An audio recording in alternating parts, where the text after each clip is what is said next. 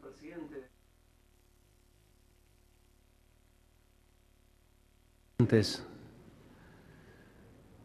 Embajadores, ministros, a las delegaciones, a los organismos internacionales que presencian esta sesión, 66 periodo de las Naciones Unidas.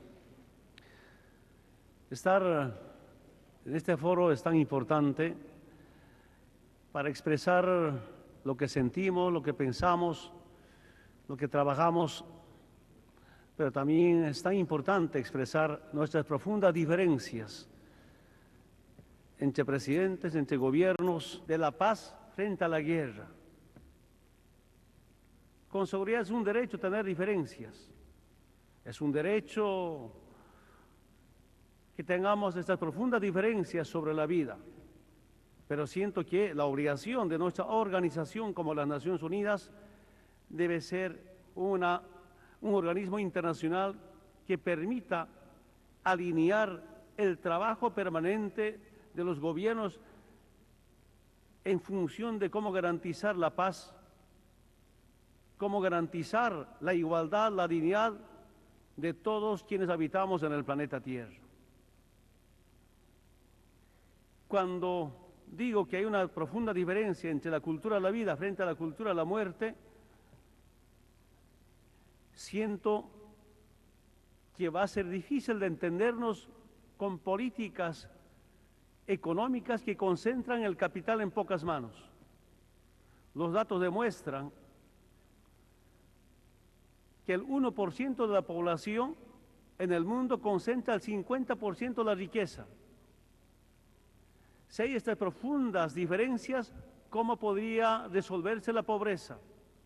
Y si no acabamos con la pobreza, ¿cómo podría garantizarse la paz duradera? Además de eso, el imperialismo busca controlar las fuentes de energía en todo el mundo. Para eso tienen instrumentos de imposiciones, de controles, de invasiones permanentes. Y no es de ahora, siempre. De niño me acuerdo perfectamente antes, cuando había rebelión de los pueblos contra un sistema capitalista, contra los modelos económicos de saqueo permanente a nuestros recursos naturales, a los dirigentes sindicales, a los líderes políticos de tendencia izquierdista, les acusaban de comunistas para detenerlos, a las fuerzas sociales les intervenían militarmente, confinamientos, exilios, matanzas, persecuciones, encarcelamientos, acusados de comunistas, de socialistas, de maoístas, de leninistas, marxistas-leninistas. Siento que eso ahora ha terminado. Ahora no nos acusan de marxistas ni leninistas, sino ahora vienen otros instrumentos como el narcotráfico, el terrorismo. Y en países donde hay tantos recursos naturales, especialmente relacionados a temas energéticos, ahí preparan intervenciones cuando sus presidentes, cuando sus gobiernos, cuando los pueblos no son procapitalistas ni proimperialistas. Después, de acá se habla de una paz duradera. ¿Cómo puede haber una paz duradera con bases militares norteamericanas? ¿Cómo puede haber paz duradera con intervenciones militares? Señor presidente de la Asamblea, siento que nuestras Naciones Unidas están sometidos al Consejo de Seguridad, están subordinados al Consejo de Seguridad. ¿Para qué sirve estas Naciones Unidas? Si aquí un grupo de países deciden intervenciones, matanzas, ¿será Consejo de Seguridad para quiénes? Consejo de Seguridad para presidentes, para gobiernos o pueblos proimperialistas o procapitalistas. Pero es un Consejo de Inseguridad para presidentes, pueblos o gobiernos que buscan la liberación, no solamente la liberación social ni cultural, sino la liberación económica, la recuperación de sus recursos naturales. Estas son nuestras profundas diferencias de presidentes de gobiernos de los distintos continentes que participamos en este foro de las Naciones Unidas. Si quisiéramos que esta organización, las Naciones Unidas, tenga cierta autoridad para hacer respetar las resoluciones, pues tenemos que empezar a pensar refundar las Naciones Unidas. Las Naciones Unidas no pueden seguir siendo tal como está. ¿Por qué digo esto? Cada año en las Naciones Unidas deciden casi el 100% de las naciones, excepto Estados Unidos y Israel, desbloquear, acabar con el bloqueo económico a Cuba. ¿Y quién hace respetar eso? Por supuesto, el Consejo de Seguridad jamás va a hacer respetar esa resolución de las Naciones Unidas. Pero las Naciones Unidas tampoco hacen respetar esa decisión de todo el mundo para desbloquear a Cuba. Pues no puedo entender cómo una organización de todos los países del mundo, sus resoluciones no se respetan, que es Naciones Unidas. Por eso quiero decirles, hermanos presidentes, cancilleres, embajadores, ya es hora de debatir profundamente la refundación de esta organización tan grande, la más grande de todo el mundo. Debatamos el rol de las Naciones Unidas para que las Naciones Unidas sea conocida, reconocida y respetada por los pueblos del mundo. Solo eso vamos a hacer cuando las Naciones Unidas, que luchan por la igualdad de todos los habitantes en el planeta Tierra, por la dignidad de todos habitantes, que nosotros somos sus representantes en las Naciones Unidas, pero también presidentes, embajadores. He escuchado varias intervenciones sobre Palestina. Por supuesto, todo nuestro apoyo. Yo quiero decirles que no solamente Bolivia respalda el reconocimiento de Palestina en las Naciones Unidas. Nuestra posición es, más bien, como Bolivia, dar la bienvenida a Palestina a las Naciones Unidas.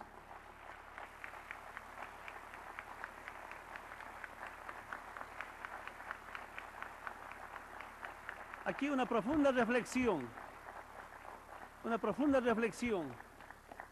Cuando Israel bombardea, ataca, mata, quita tierras a Palestina, para eso no hay Consejo de Seguridad. No hay organismos internacionales que pueden parar ese bombardeo, esa matanza, ese genocidio en Palestina.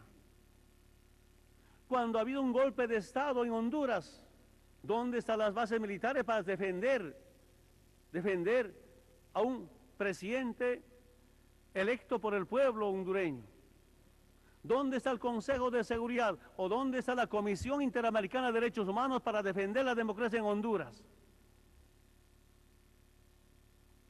Ya es hora de hacer una profunda reflexión.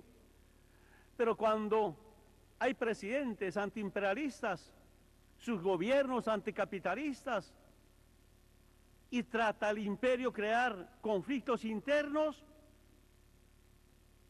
hacer aparecer como una gran confrontación, mediáticamente hacen aparecer que estarían cayéndose algún presidente, o tratan de dividir algún país y con ese motivo justificar una intervención. Si ha habido un golpe de Estado en Honduras y si ha habido estas matanzas en Palestina, yo me pregunto, ¿dónde estaba OTAN? ¿Dónde estaba el Consejo de Seguridad? No hay. Por esa y muchas razones siento que es importante repensar en refundar a las Naciones Unidas. Yo quiero comentarles cómo hacer frente a esta responsabilidad que tenemos los presidentes, los gobiernos, para liberar nuestros países. Algunos temas importantes de la experiencia vivida como presidente. Primero, nuestros recursos naturales jamás pueden ser privatizadas, jamás pueden ser entregadas a las transnacionales, sean mineras, petroleras, otros recursos naturales. Antes de que llegara el presidente, los hidrocarburos estaban en manos de las transnacionales. ¿Y qué decían los contratos? Los contratos decían: el titular adquiere el derecho de propiedad en boca de pozo. Y los gobiernos nos decían que cuando está bajo la tierra, gas, el petróleo, es de los bolivianos. Cuando empieza a salir de la tierra, ya no es de los bolivianos, eran de las empresas petroleras transnacionales. Y inventan ahí en los contratos: el titular, que es la transnacional petrolera, adquiere el derecho de propiedad en boca de pozo. Sale de debajo de tierra, el petróleo y el gas ya no es de los bolivianos. Un saqueo permanente a nuestros recursos naturales. El 1 de mayo del 2006 nacionalizamos, recuperamos este recurso natural mediante un decreto supremo. A partir de ese momento empieza a cambiar la economía nacional. A partir de ese momento, Bolivia deja de ser un estado mendigo, porque antes del 2006,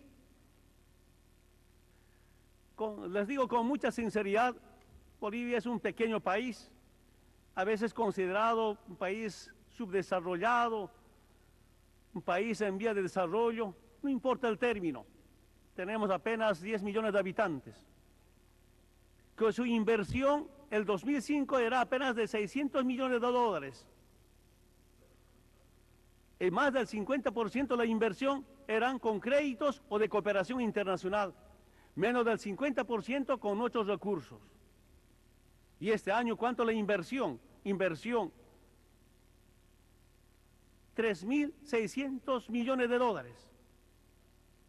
Unos 20 o 30% sigue siendo de cooperación o de créditos internacionales, pero casi el 80% ya son con nuestros propios recursos, gracias a la recuperación de los hidrocarburos, el gas. ¿Cómo cambiar la economía? En Bolivia, desde el año 1940 hasta el 2005, nunca tenía superávit fiscal.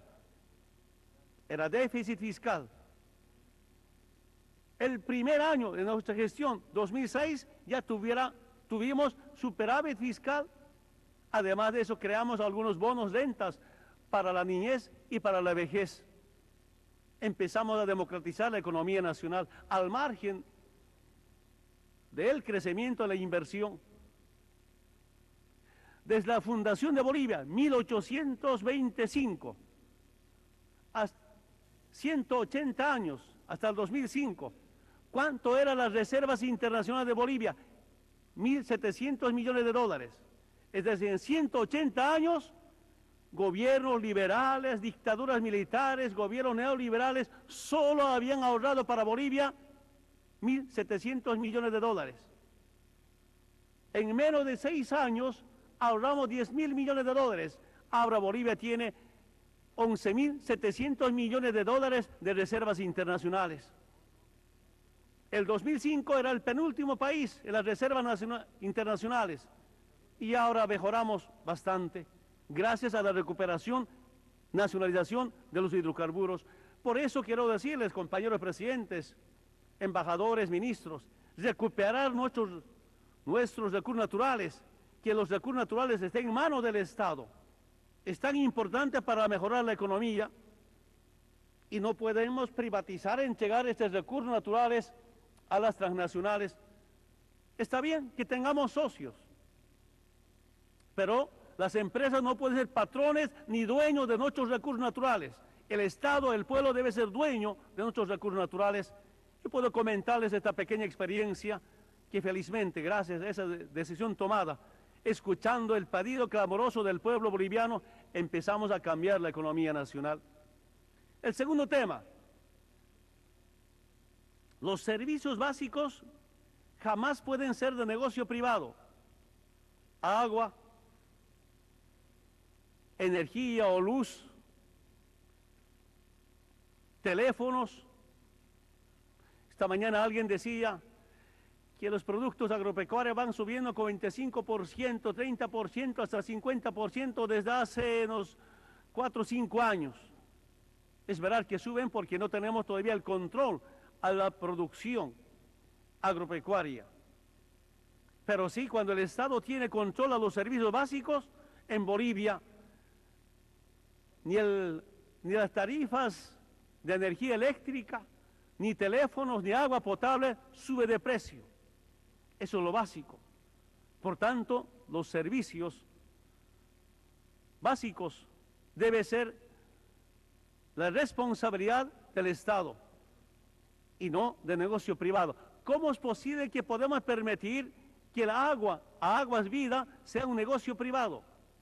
Yo saludo acá el apoyo que hemos tenido de toda la Asamblea para que el agua sea un derecho humano a nivel mundial aprobado. Decirles a nombre del pueblo boliviano y el gobierno nacional muchas gracias por ese apoyo. Ahora tenemos la obligación de implementar en todo el mundo que el agua sea un derecho humano. De esta manera apoyar a la gente más abandonada en temas de agua potable.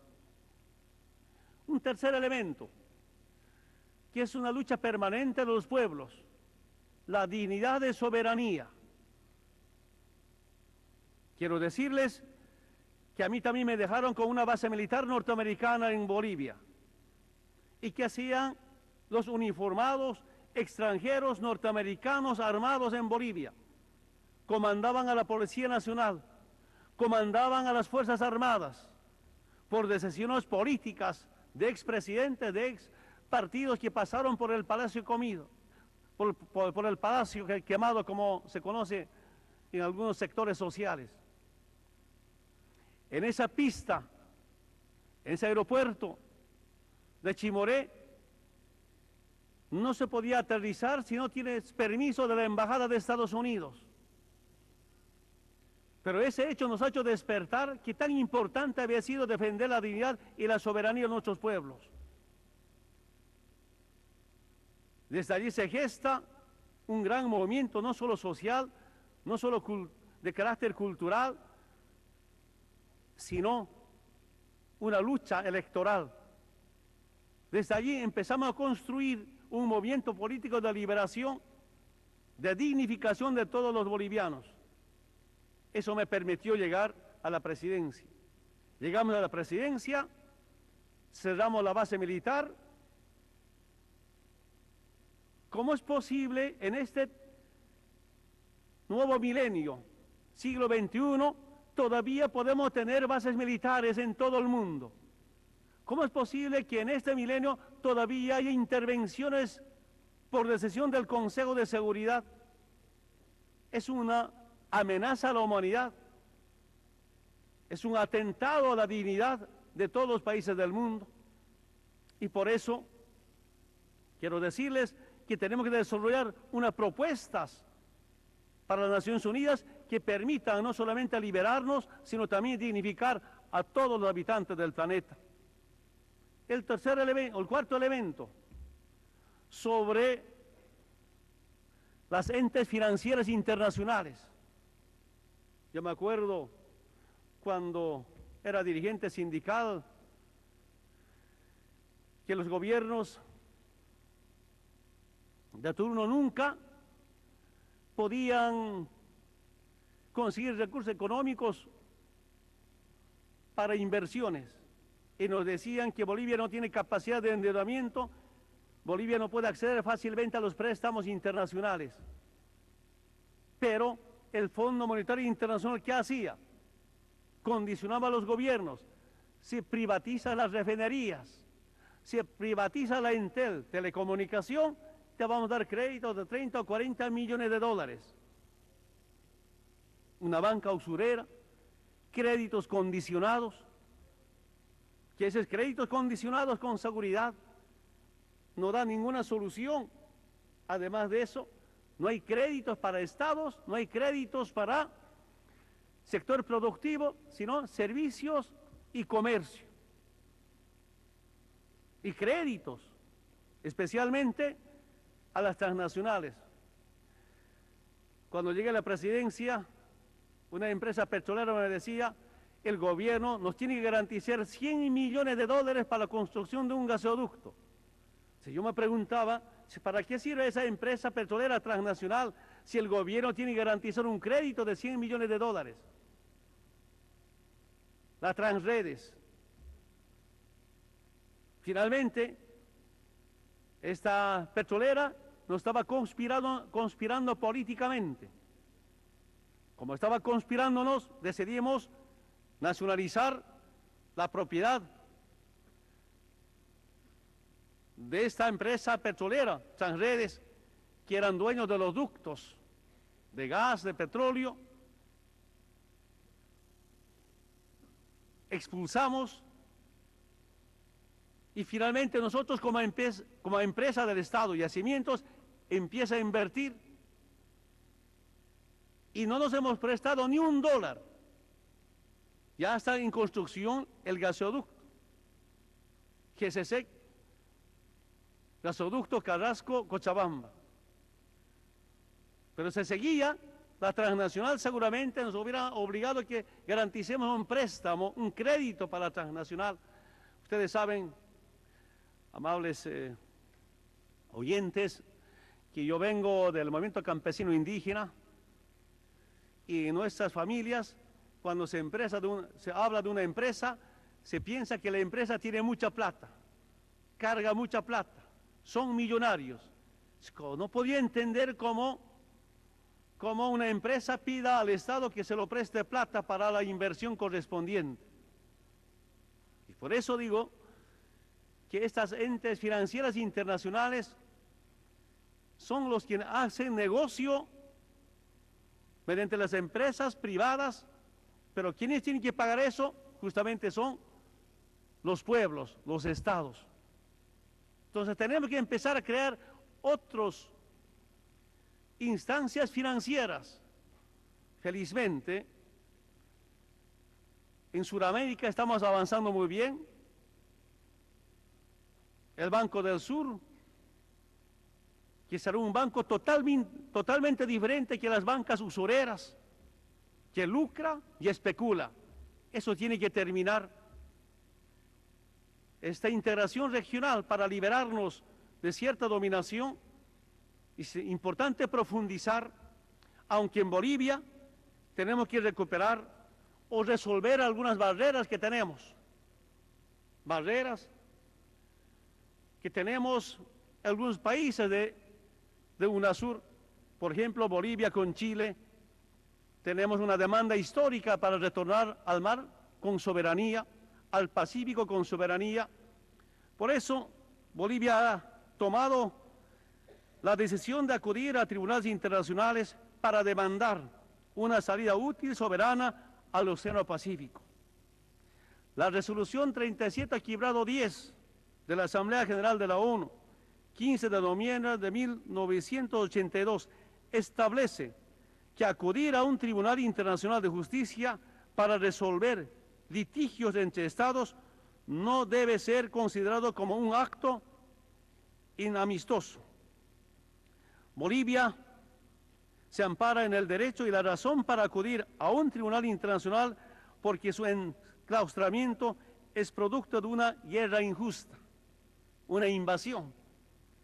Demandar una solución en el ámbito internacional representa para Bolivia la recuperación de una reparación de una injusticia histórica. Bolivia es un Estado pacifista que privilegia el diálogo con los países vecinos y por ello mantiene abiertos los canales de negociación bilateral con Chile sin que ello signifique renunciar a su derecho de acudir a un tribunal internacional. Qué bueno sería el acompañamiento de la región, porque este tema no solamente es un problema bilateral, sino es un problema regional. Los pueblos no son responsables del enclaustramiento marítimo de Bolivia.